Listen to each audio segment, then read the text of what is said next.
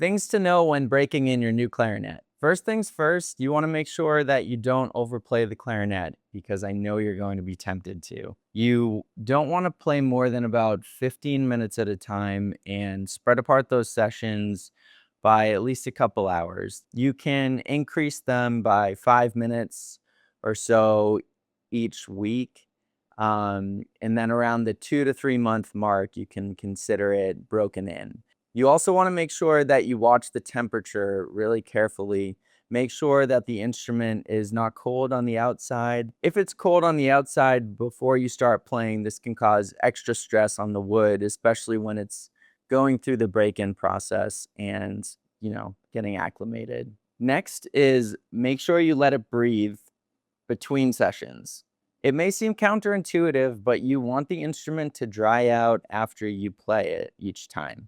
So take apart the instrument and make sure you dry it thoroughly, swab it, clean inside the sockets, and you can put it in the case, leave the case open, for about an hour at least, and just let it breathe so that it's not getting too wet throughout the process, which will, cause it to expand and contract more.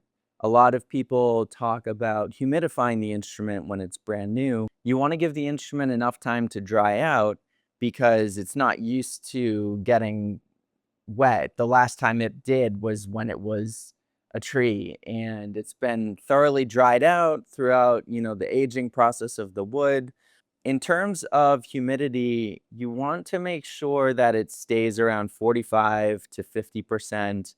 You can get a cheap hygrometer online and keep it in your case and also around the room where the clarinet's going to be. Keep the case open after you're done playing so that it has that time to dry out. So if you have a new clarinet, congratulations. You want to make sure that you follow these kind of fastidious break-in tips.